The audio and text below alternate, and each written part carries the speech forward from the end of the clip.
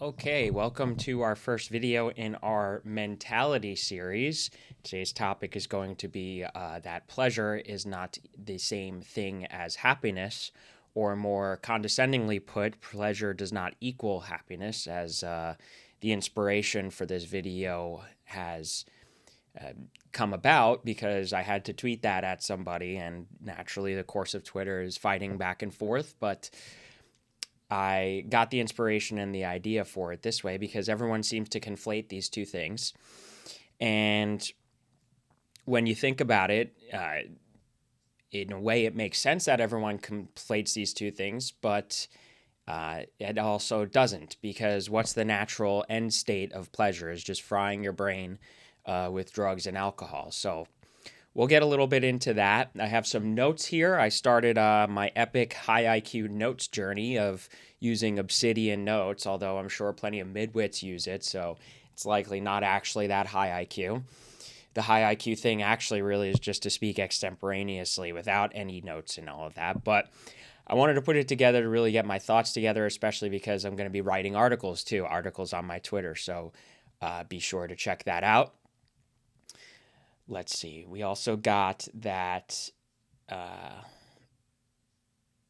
I was going to do meta psychology. I was going to start the meta psychology series, but I figured I needed to read up a little bit more. And I have this bad habit in a way of continuously zooming out and zooming out to the point of just one video becomes me starting to write a book. So that's the funny element to it. So that's our intro there. Let me know what you think of the intros. I just can't stand the prospect of seeing myself go, "What's going on, guys? It's Marchese Methods here, and today we're gonna go over my top 5 exercises." And then the stupid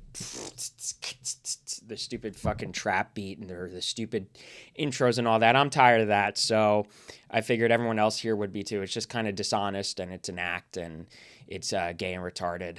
My intros are cool and bass, though. Okay.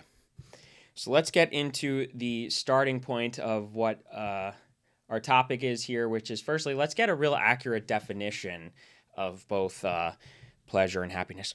Let's define our terms, so to speak. Now, I'm not really going to use some sort of accurate dictionary definition. I'm just going to use my definition because that's the objectively correct one. And that is that pleasure really is, simply put, feelsy goodsies. Feelsy goodsies that are activated in your brain as a response to behaviors that further advance survival and reproduction, really. Excuse me.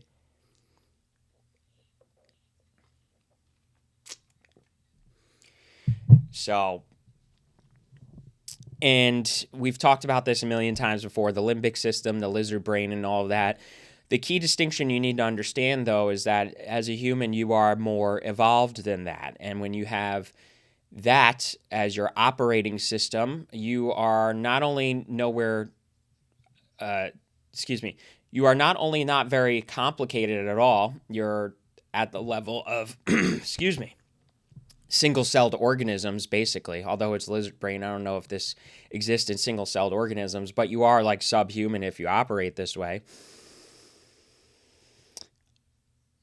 But you have to know that it's there, and you have to know the definition of it, because you can take this to its natural conclusion. And what is that natural conclusion? If you're really operating on this, you just fry your receptors, you just fry your dopamine, and you wind up doing drugs. I mean, really, if the meaning of life or if any element of happiness is just pleasure, why not just like shoot up heroin? So, feelsy goodsies or the absence of feelsy badsies. And you could think of this as, what do people picture as like happiness when they close their eyes and they're imagining some sort of, they made it, they're finally having the life that they want. It's always every version of like drug, sex, and alcohol and money. That's all feelsy goodsies. The results of all those things is feelsy goodsies and the absence of feelsy badsies. So, as a human, though, you are designed to be better than that. You're designed to be more complex than that. Now, I'm at a point now where I'm convinced that there's like an evolutionary split between humans and subhumans, and there are some subhumans where it's like in The Walking Dead when they go to the CDC in the first season and you take an MRI of the infected brain and the only activity is at that like limbic system level and everything else is just a black hole. I am convinced at this point that there are subhumans that will never get past that, but chances are if you've come across me and my content, you're looking for more than that, so you're already at the level of human instead of subhuman. Otherwise, you come across my content because you're one of these freak stalkers who gets mad at me on Twitter and tries to give me the your hair's thinning and, attack my physiognomy. And what's so funny about that every time is it's always in a non-account. And every time I say, okay, post physique then, and they never fucking can. So that's pleasure, feelsy goodsies, and the absence of feelsy badsies. So you may think, okay, well, why is that any different from happiness? Sounds pretty sweet to me. That would make me happy, the normie millennial says. So now for happiness, I actually did use a dictionary definition here because it really hints at how vague, complex, and hard it is to understand. So we have our dictionary definition here, which is that it is an agreeable feeling or condition of the soul arising from good fortune or me showing I'm actually low IQ at the moment, propitious happening of any kind. The possession of those circumstances or that state of being which is attended with enjoyment, the state of being happy, contentment, joyful satisfaction, felicity, blessedness. So just taking a moment right there, isn't it kind of hard to really understand what that's going to mean for you or for anybody? It's very hard to identify what creates that for each and every person. But an important distincting factor, and this is why I'm a genius in high IQ and Marchese Methods is genius in high IQ, because without looking at the definition, we can already see that the definition also makes the distinction I'm making, which is that there's a separation between pleasure and happiness in that it uses the term soul. It says an agreeable feeling or condition of the soul arising from good fortune or propitious happening of any kind.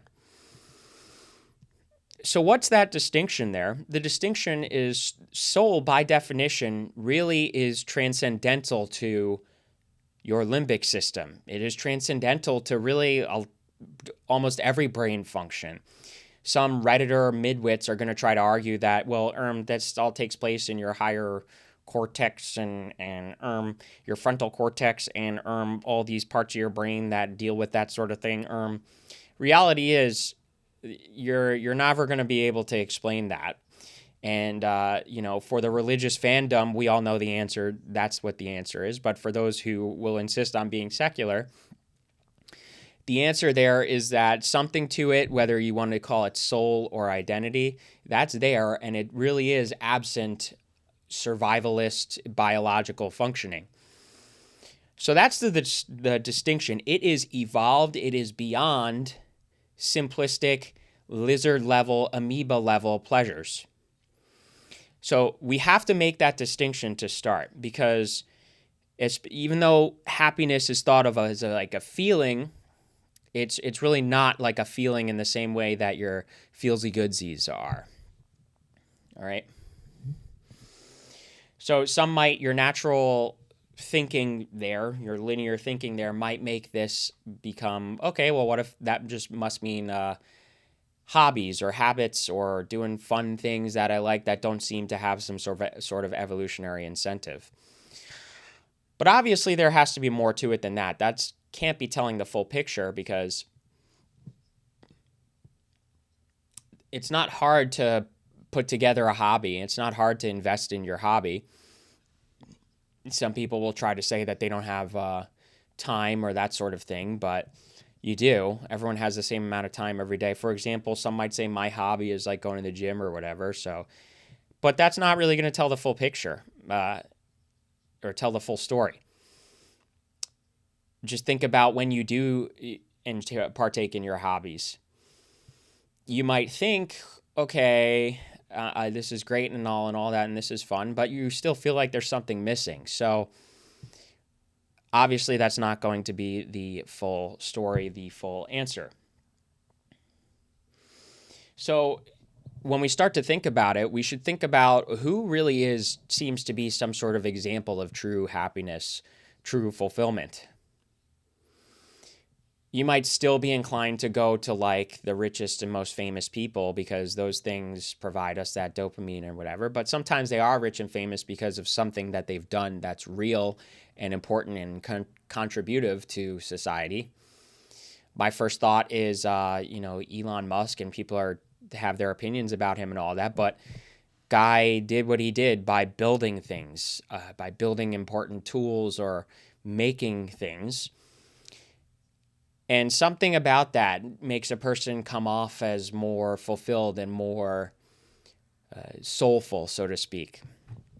So if you're still not convinced that this is a product of something beyond like evolutionary psychology, you could look up Maslow's hierarchy, and you'll see that in Maslow's hierarchy, beyond these like dopamine level needs, these stupid lizard brain level needs, you have these more complex functions like fulfillment and actualization and that sort of thing. So the question might become, how then does one navigate to or construct this sense of happiness? So we just did step one, which is to identify the distinction between the two, or identify precisely what happiness is, even though we haven't really identified it precisely because it's fairly complex and fairly hard to identify precisely. But step two is to first, how do we beat this pleasure system to it? How do we beat this limbic system that's gnawing at us, that's aching at us, to maximize, to dopamine max for the sake of our alleged state of happiness? So now, you might have seen some of my content before and all of that, so this might come off as a little bit repetitive to you, but if you haven't yet, in short, this is all just we all evolved brain circuitry that rewards us for doing things that further advance our survival and reproduction. Sex is pleasant because it advances reproduction. Eating our sweetie dopey junky foods is pleasant because it advances the facilitation of bodily and life functions. However, if this is all your like cognitive processes and this is all you could operate at, you're never going to achieve happiness if you're operating on that, and if you're not letting your brain go beyond that, if you're not letting yourself think and move beyond that. And one of the elements to that you could ask yourself is, do I still feel like something is missing, even though I got all the dopies and the feelsy goodsies? If the answer to that is yes, then you've started your process of fighting the... Sorry, I was just thinking for a moment because I wanted to make sure I have the transcription of what I say on the notes here, because sometimes I say things that I don't write and then I forget that I said those things, but they're good to write. So anyway, so you've taken the first step of defining, and you've taken the first step of, recognizing this process and how it works within you, and identifying what it feels like to be pleased versus what it feels like to be happy and joyful. All right. So simply put, this is extreme, this is pleasure.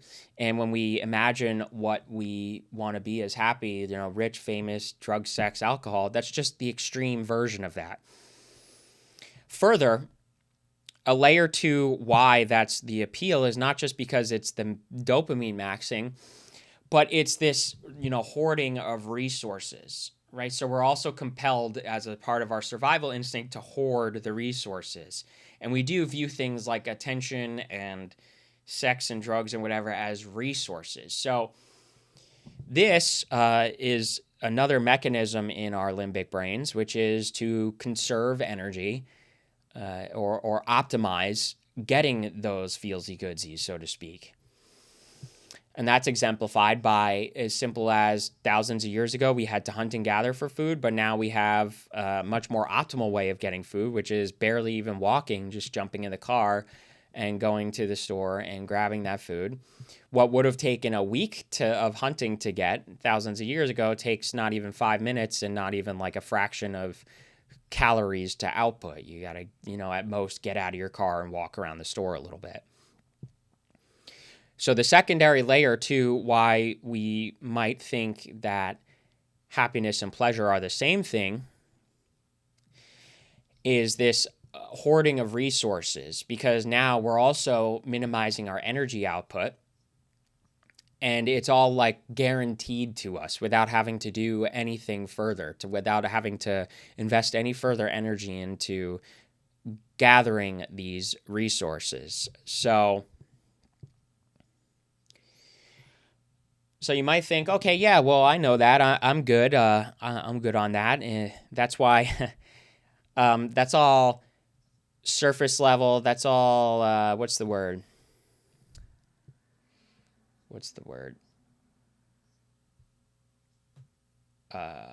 Superficial.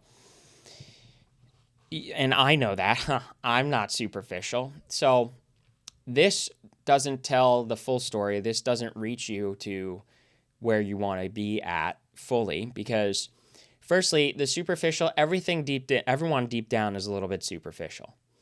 That's our nature. We just talked about how that is our nature. Secondly, this superficial thing is really more so a cop-out from trying to get those things.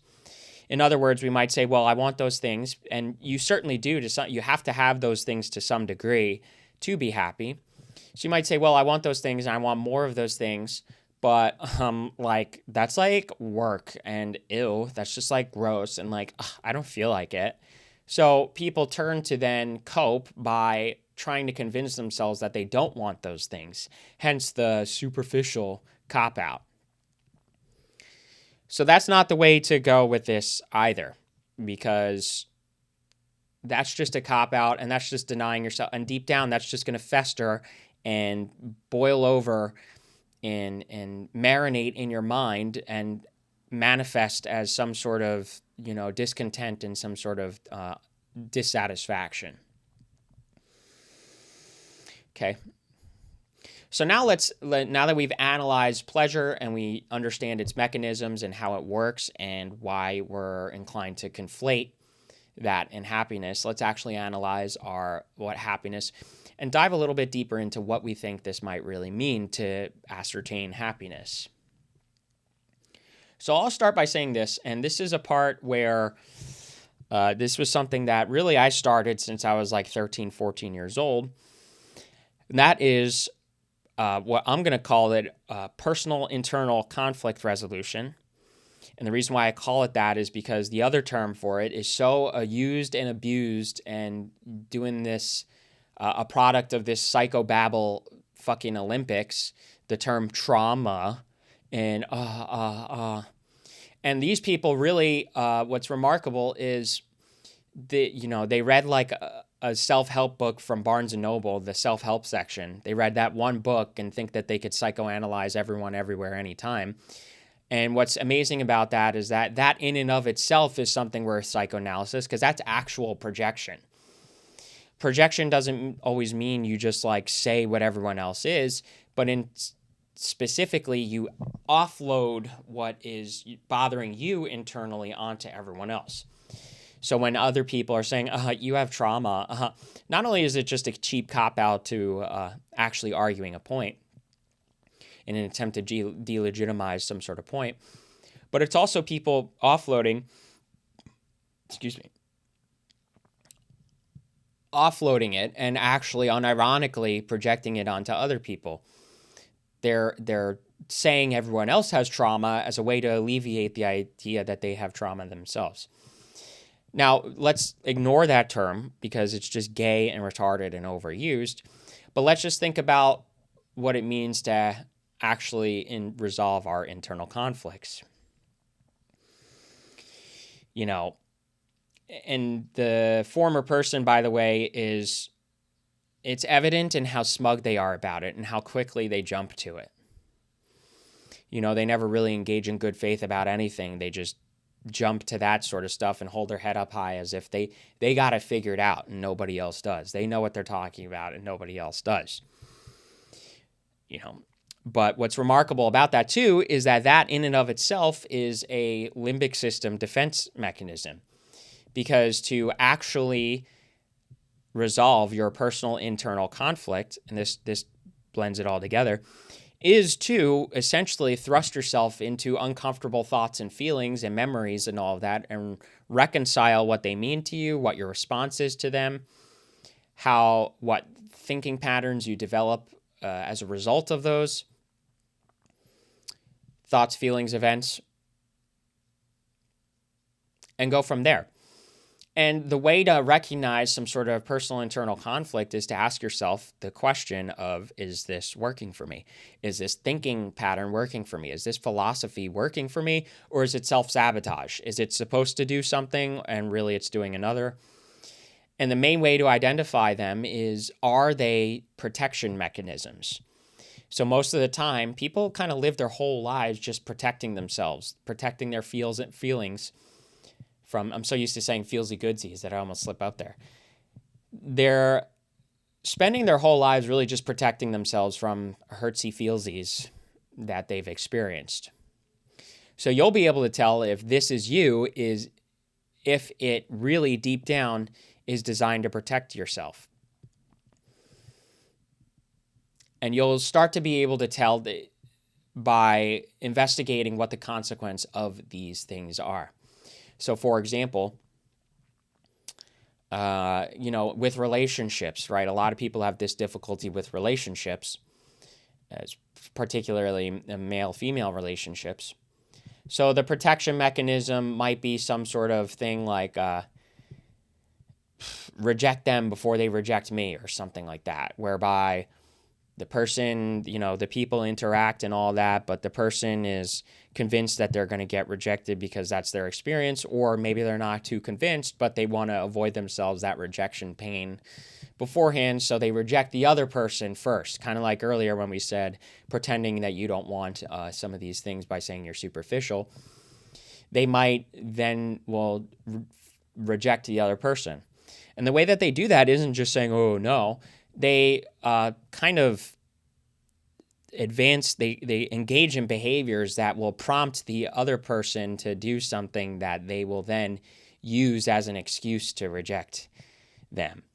But what's the problem with this? Well, it's self-sabotage, because you're just perpetually rejecting everybody until you just are satisfied or something like that. But you're never going to be satisfied because you're not actually developing the relationship that you want. So that's the example there. Let's see. So personal internal conflict resolution is the first step towards ascertaining happiness. And the way that you resolve this personal internal conflict is you introspect, you investigate your thoughts, feelings, philosophies, and schemas, and how they were influenced by events, life things, other people, relationships, and how they influence how you then relate to people or to yourself. To yourself is a key component to that there. A lot of people don't recognize that you have kind of like a dynamic with yourself. You have a relationship with yourself, and that's hard to think about because it's just you. It's one person, but you still are relating to yourself. It's kind of like this, if you have like one of those graphs and the lines connect to one another, this time the line connects to itself, and that's a real thing in the graph theory world. So, and then you identify if it's a conflict is by whether or not it's self-sabotaging. So my version of that is drinking, for example, right? So you drink I drank when I was 18, like a dodo head in college. I didn't drink for dopey, feelsy goodsies. I drank for confidence. But what winds up happening, not only do you not get confident, you just get pissed drunk and you don't really do anything, and you still are not feeling confident about yourself. It just inhibits any thoughts that lead to that disconfidence, but only temporarily, and you're still not happy with yourself. So the solution isn't a drug-induced temporary fix. The solution is introspect, figure out what makes you not confident, and then become confident. And we'll do another video on specifically confidence in the future here. I should take note of that in my epic Obsidian notebook now. So that's the first part. The second part is this, and this is where the conflict is between pleasure and happiness, and that is that nobody really seems to identify a real, true pursuit or passion or thing that they just can't help themselves but do or engage with. Most people really never have that. It might take a little bit of the form of hobbies, but most people really don't have something that they're just like obsessed with and crazy over. And that's because they've suppressed it by just being a dope head. So you also need to start investigating that. What's some topic, some thing, some skill, some activity that you just cannot help yourself but constantly think about? For me, actually, it's kind of in a way this. I've always, when I was younger, actually, I originally wanted to be a therapist, and I still do in many ways. I think I'm going to wind up doing that eventually, or make that a part of the Marchese Methods business plan here. I've never been able to help myself but constantly think about that and constantly look into that and write about it and that sort of thing. So I just went for that. Or when it wasn't Marchese Methods, it was, spirited discussions with friends and family. And even in some cases, some of my old buddies might be watching this, but some buddies that I've coached in a way before I was even like a quote unquote coach. And some friends, they know who they are. They've like really talked about some serious stuff with me. And, come out the other end okay. Came out the other end feeling better about themselves, about their life, about, what trajectory they want to go on, feeling tougher, feeling manlier, masculine, more confident. That's always been a huge one. A lot of guys have sought me out for advice with that. So that's what it is for me. It might be something different for you. And the truth is, I haven't quite fully identified exactly how it's going to manifest, because I've been doing math for a while and other sorts of pursuits with that. I did the gym stuff. I still do the gym stuff, right? But, it might take a while to find it. But the key thing is you take clues as you go on towards what to go towards, and then you execute. And in the execution, you are in the pursuit of happiness, and you're kind of like incrementally getting closer to this state of spirited soul, prospicious soul. Did I use that right? I'm so revealing. Propitious. I'm so using, if somebody on Twitter finds this, I'm cooked. They're just going to fucking roast me and make like I'm so low IQ and all that. But anyway, whatever. It's honesty, right? I'm being forthright with you. I'm speaking extemporaneously. You could see that I'm not looking too much at my notes here and all that, just using them to keep track. I want to get real good with that. I want to get much better. It looks like a little bit more practice. When I talk with friends, it comes out very naturally, because I guess it's just a matter of the difference between talking with people versus talking to a camera. All right. So anyway, and most people try to make this passion thing just like a job they like, or a little bullshit volunteering and all that. That's all low effort, low energy, and that's not going to produce that sensation. You could just ask yourself if it has when you have tried it that way. And the answer is going to be no. And really, because it has to be not just contributive to the world, but of high order of magnitude contribution to the world. That's really what's going to make you feel like when you produce something that's self-generated, and when you produce something of value self-generated, that's really when you're going to find joy, because it's exclusive to you. It's your invention, it's your words, it's your thoughts, it's your process, it's your whatever. It's you. It's your identity, and you promulgating your identity through these crafts or whatever in such a way that it has a high magnitude of effect, or more accurately, an effect, but it's entirely self-governed by you. This takes the form of most people of the desire to start their own business. Because really any job you do can be then transferred into a business. You know, if you're like an administrator, whatever, in some corporate office, you could just like freelance administrate. You could become, you can make that your business, is to be administrator or whatever. It might take a little bit of a different form than that, because they'll just usually want to hire an administrator. But, you know, even just if you're operating as a free agent, self-incorporated and all of that stuff, you are operating as a business. You know, in jobs, you are selling something in business. You are, selling something as if you're a business. You're selling your time. So all that's to say that it really is, it has to be meaningful. It has to be something real, true passion to you that is beyond just bullshit volunteering, is beyond just your bullshit job, and it has to have a high magnitude of effect. It has to be self-generated, self-governed, and it has to be something that you own and you control, and nobody else dictates what it is and how it works. So now, what does this come with? Why is this so difficult for people? Because this really takes the form of working on something, on building something. It takes the form of foregoing pleasure for the sake of craft, or the sake of building, or for the sake of work.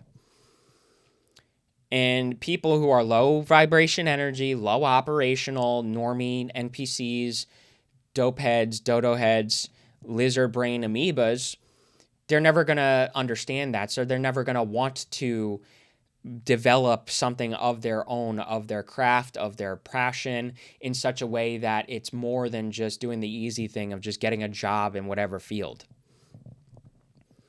So do you see how there's that relationship that you have to break out of, where you're relating your pleasure to your happiness? Do you see how there's that difference there?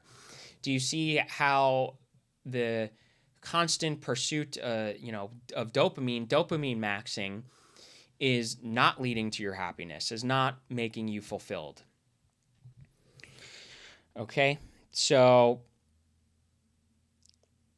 now another form that this will take, another way that this evolves, is because to master your craft or whatever. So for example, what I'm doing right now, Marchese Methods, my background's in math, which did make me a better writer, but I'm a little rusty with my writing now, and I recognize that. So now I'm actually pursuing just as strongly developing my skills as a writer, as a speaker, as a, idea promulgator or whatever.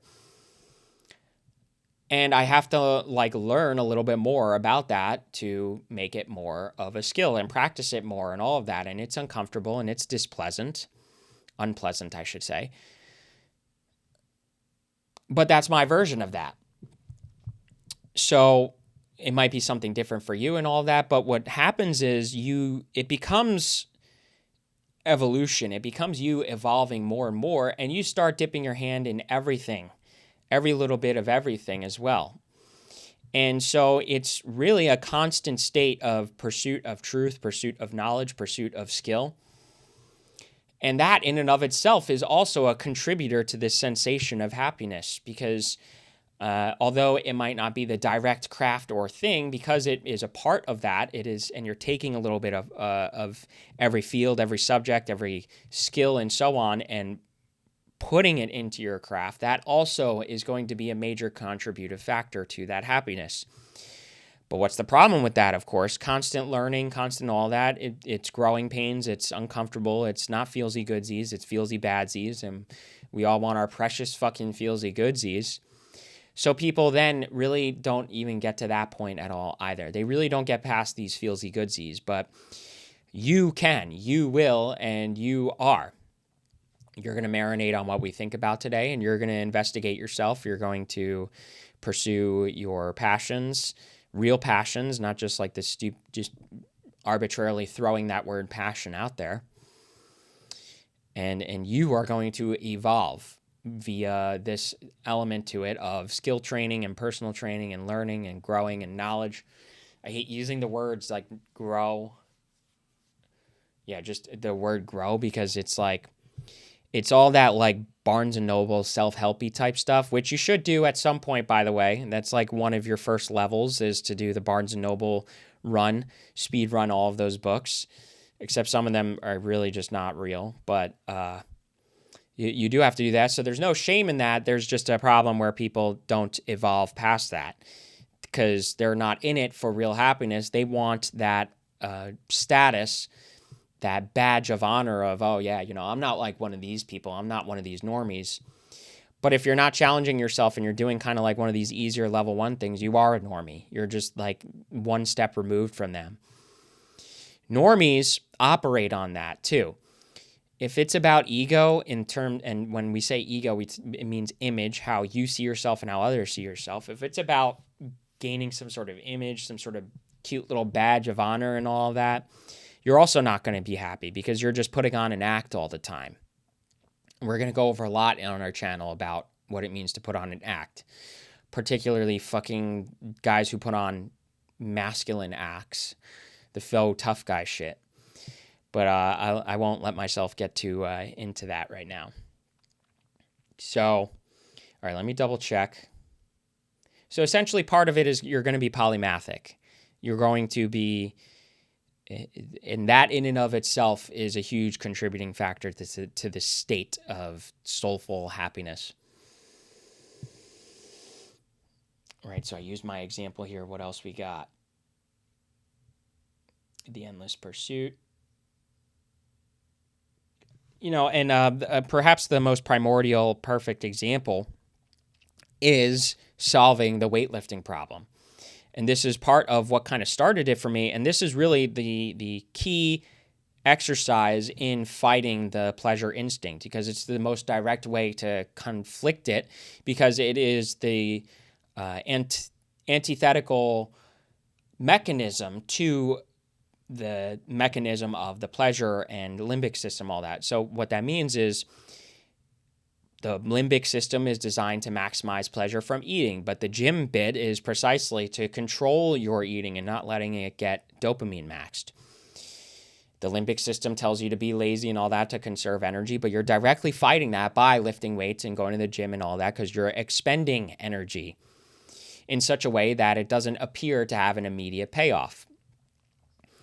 You are fighting that consistently, and you are doing it in such a way that you don't see results until like a year or two later, or any sort of sense of happiness, joy, fulfillment that you get from it until much, much later. That's the ultimate example. So in a way, that could also be one of your steps here. So step 1 is identifying pleasure and happiness, what the difference is. Step 2 is analyzing the mechanism of pleasure and what it is and how it works and how to fight it and all that. Step 3 is to fight it in the most direct confrontational way, which is lifting weights, and more so lifting weights more than anything, but other forms of exercise and eating control. Step 4, especially because that is one of those contributive things, those polymathic contributive things to your skill and passion pursuit. It might wind up being your skill/passion pursuit of its own. Step 5 is that skill and passion pursuit in such a way that it's real and that it's challenging and that it hurts your lizard brain and all of that. But you're already prepared for the hurt to your lizard brain, because you're hurting your lizard brain every day by lifting and exercising and chilling on the dopey foods. And by the way, when I say lifting and exercising, that doesn't fucking mean 20 minutes, 3 times a week, fucking la walks in the park. It means actual lifting, seriously challenging yourself, seriously doing it 6 to 7 times a week in such a way that it does It is uncomfortable. It isn't easy. It is challenging, and it is unpleasant. So that's what I was going to get at with that. What you notice about that mechanism, that's the perfect example of one of the other layers to happiness, which is that really when you're either moving towards happiness or when you are in the state of happiness, the biggest thing people don't understand is that in a way it's a state of peace. You are at peace. And the weightlifting example segued me into that, because the weightlifting thing, you're not working out right now, right? You might have come to my content because you want to understand that and how to do that and all that. But you come to it because you're not at peace. You look for answers because you're not at peace. And that's a symptom of not being at peace. But people who rationalize and all of that, they will never defeat that sensation of not being at peace with their bodies and their physiques and all that, all the copes and the excuses. So they're never actually at peace about that. The only way to get at peace about that or anything is to just fucking do it or resolve it instead of rationalizing it or excusing it or not doing it at all. Happiness is peace. That's the other layer to it, is that peace is fundamentally not a pleasant feeling. It's just there. It just is plain flat. It exists. And that's not to say it's like a, depressive, but that is to say that there isn't some sort of conflict internally, externally, and you're not constantly thinking about, what could be, what you could do. Don't use that as a cope and use that as an excuse not to pursue more. In a way, you're at peace, but you're also not at peace because you want to pursue more. You want to be more, do more, learn more. But it's a sensation of peace, and it's not some sort of drug-like, dopey, feelsy-goodsy. That's something that people confuse with relationships a lot, too, is they think that relationships are supposed to be some sort of drug-like, dopey, high sensation. And then when they don't get that, that's when they're like, yeah, I don't know, I'm just not, feeling it. So that's the distinction there. That's how that all relates. So finally, this is both kind of like the beginning step, but also the end step here, which is what I call self-honesty, but I don't know if that's what I call, but that's the first term that comes to mind. So with this peace element to it, ask yourself, am I at peace? Is this working for me? If it's not working, then what's the answer? Do I have an answer? Do I know what to do? Do I know how to get at that answer? Where could I find that answer? And what that does is that switches you from pleasantries and dopey whatever to solution, to resolution, to getting to that state of peace. So self-honesty. And that was something that I did. I literally remember there were times where I had to I asked myself, I went for a walk and I said, is this working for me? No. What's the answer? I'm not sure yet, but this isn't it. And it's that simple. And despite, it might be tricky because wherever you look up advice and all of that, what people suggest or what's commonly regarded as the solution might be what you've been trying. So you might have to find your own solution or way, or find people who are a little bit more evolved than what's usually the advice with this sort of thing. A good example is like that alpha red pill world. The answer is, listen, you gotta tell her what a bitch she is and all that. And it's like, try that, I guess, and see how that works. That's not to say, that's not me doing the actually. The way to do that is to be a nice guy. But that is to say, that energy, is that energy working for you? Is there a way to tone that energy down in such a way that it's not just so self-sabotaging and all of that? But let me not get into that because someone is probably going to find this and call me like a simp beta or whatever, but that's part of it.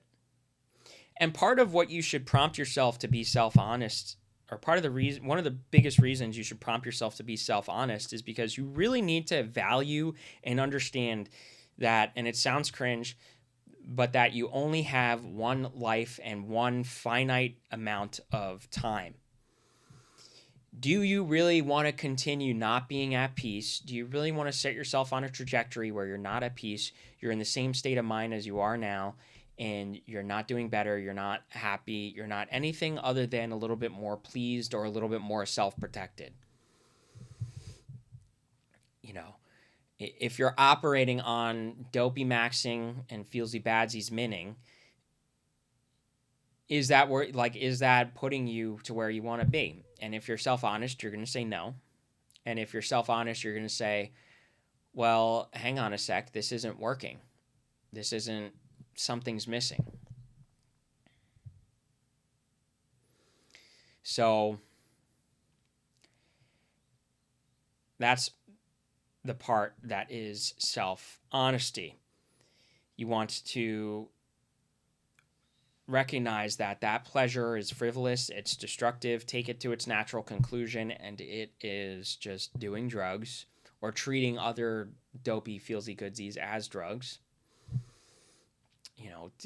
And valuing your time and your life becomes a part of developing your values, which is another layer to this.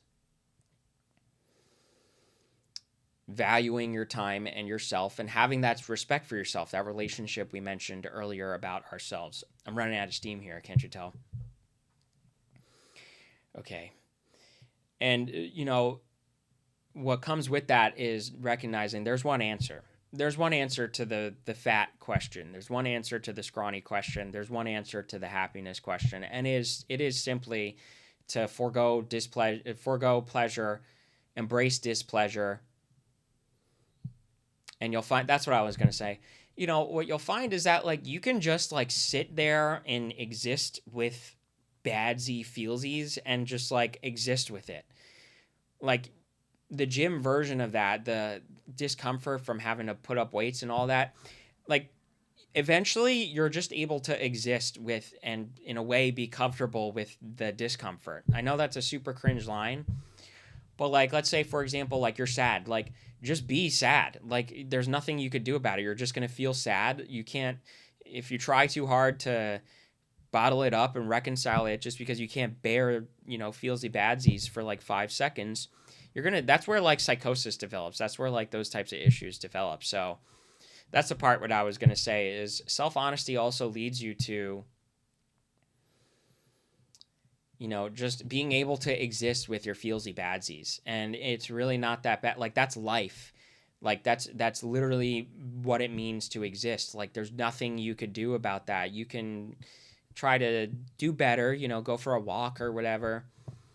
People try to abuse drugs to respond to that, but that doesn't even work, because if you notice that pleasure, right? So sadness is this antithetical, this antonym of happiness, but people, because they conflate happiness and pleasure, they think that what it really is displeasure, and they're going to have to combat that with pleasure to negate it. And sure enough, that never works. That doesn't work. We all know that doesn't work. We see what happens when it doesn't work. People just lose their minds and become drug-addicted retards. So that's what self-honesty means. So really, finally, we're at our end here, and I'll say this in a phrase, right? Ding, ding, ding. My phrase in a phrase. This is eyes on the prize. Eyes on the prize takes the form of self-honesty, because you necessarily have to be self-honest to have your eyes on the prize. Eyes on the prize is happiness. Okay, how do I get there? Well, this doesn't work. This does work, and so on. This does work, but it sucks, so I have to do it anyway, but because my eyes are on the prize. What's the end goal here, truthfully? So, further, the eyes on the prize means none of that rationalization stuff, none of that nonsense, none of that trying to loop around. It is a straight path to one thing and one thing only, your end goal of soulful happiness, joy, fulfillment, whatever. So, another key point I put here is that doesn't take the form of, oh, I just want to X, Y, Z. I just want a house and to do my freaking job and to come home and to, drink a beer, relax with a beer, and that's that. Nobody wants that. Some of us are going to have to do that, and that's fine, provided you're able to still pursue or do some of the things you want to do. This happiness thing isn't always going to manifest as some sort of get rich and famous type thing. You might still be living your, normal life, which works because it is a part of the function of society, but it can't be your standard. Your standard has to be a little bit more, doing something more with your time and friends and money and whatever and all of that passion pursuit that we mentioned, that health pursuit with the gym and all that. It's just not going to always manifest as some sort of get rich quick, famous thing. So no, oh, I just want to like have a normal life. That's just a cop out for all. I'm going to give up on, the pursuit of anything real for the sake of dodging the discomfort that it comes with, the displeasure and the work that it comes with. Okay. So, and then the other element to my phrasing, to my slogan, is finding your fulfillment. So that's about how it is a process along the way. You are finding it. You are finding yourself and all that. And some of the terminology, I say it, and then I'm just like, that's so cringe. But some things just are true inherently, and there's no other way to say them. So that's about how it's a journey, but more importantly about how it's a journey that you need to like not take your time with, because your time is finite, your life is finite, and you don't want to waste any of it not being what you want to be, who you want to be, where you want to be, and so on and so forth. So in a phrase, this whole video is eyes on the prize and finding your fulfillment. So that's going to be it for today. Thanks for tuning in. I guess I hate hearing myself say it, but whatever. Like and subscribe. Follow me on Twitter. My Twitter is a little bit bigger than my YouTube, and it's a little bit easier for me to type tweets out all day rather than do videos. I have to prepare a little bit more for this, although I should just quit being low IQ and just be high IQ and not prepare and just speak off the dome. So that's the first of our mentality series. There'll be tons of videos here. I've got my notes here that I'll keep writing up, and I'll try to push out some more videos more frequently. If this intrigued you and you want to learn more and you think that you want some help with getting where you want to be and all that, head on over to my website, marchesemethods.com.